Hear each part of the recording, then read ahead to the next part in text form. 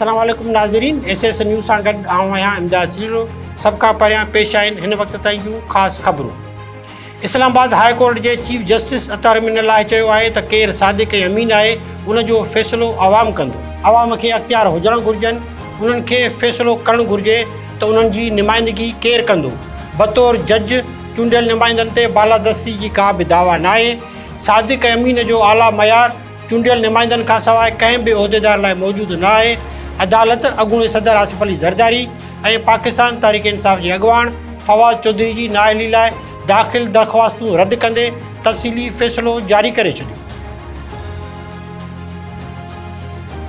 Supreme court जे senior जज justice काज़ी फ़ाइज़ ईसा चयो आहे त ॿियनि जा बुनियादी हक़ मुतासिर करे इज़हार जी आज़ादी जो हक़ इस्तेमालु नथो करे सघिजे। रसूलुल्लाह सल्लल्लाहु अलैहि वसल्लम रस्ता बंदि करण वारे अमल खे शैतानी क़रार ॾिनो हो। हिक केस जी ॿुधणी दौरान रिमार्क्स ॾींदे जस्टिस काज़ी फ़ाइज़ ईसा चयो त अदालती फ़ैसिलनि में वाज़े आहे त बिना इजाज़त जे रोडनि ते माण्हू गॾु नथा करे सघजनि। जेकी मुज़ाहिरीन माण्हुनि जी रस्ता इस्तेमालु करण वारे हक़ में रंडकूं विझनि था, उन्हनि खे कानून तहत जवाबदार बणाइणु लाज़िमी आहे।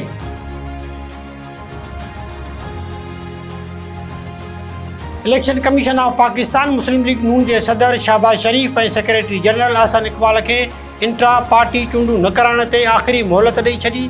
इलेक्शन कमीशन जे member justice retired Ikramullah remarks ॾींदे चयो आहे त मुस्लिम लीग नून इलेक्शन में दिलचस्पी न पई वठे।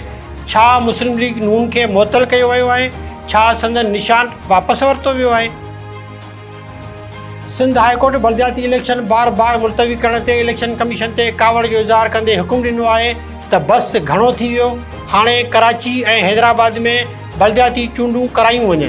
चीफ जस्टिस अमीर अली एम शेख रिमार्क्स ॾींदे चयो आहे त सिक्योरिटी जो कहिड़ो मसइलो आहे, कराची ऐं हैदराबाद में चूंडूं छो न आहिनि करायूं वियूं। इलेक्शन कराइणु इलेक्शन कमीशन जी ज़िम्मेवारी आहे।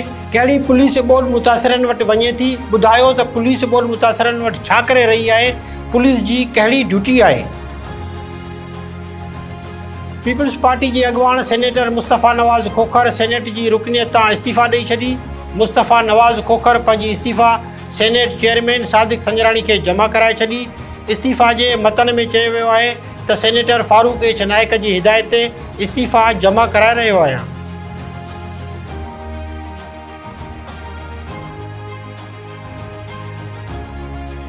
कराची जे गलबर्ग ब्लॉक 12 में पुलिस मुक़ाबिलो 3 मुबैना फ़ोरू मारिजी विया।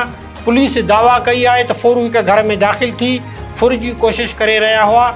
पाड़े वारनि जे इतलाह ते मौक़े ते पहुतासीं त जवाबदारनि सिधी फायरिंग कई। जवाबी फायरिंग में 3 ॼणा मारिजी विया।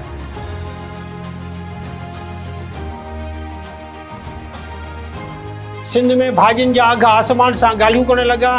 टमाटनि खां पोइ हाणे बसरनि बि डबल सेंचुरी करे वरिती। महांगाई सबबु आवाम वधीक परेशान थी। नाज़रीन, ही हुयूं हिन वक़्त ताईं जूं ख़बरूं। वधीक ख़बरुनि ऐं अपडेट्स लाइ ॾिसंदा रहो असांजो YouTube चैनल। असांजे चैनल खे लाइक ऐं सब्सक्राइब करणु न विसारींदा।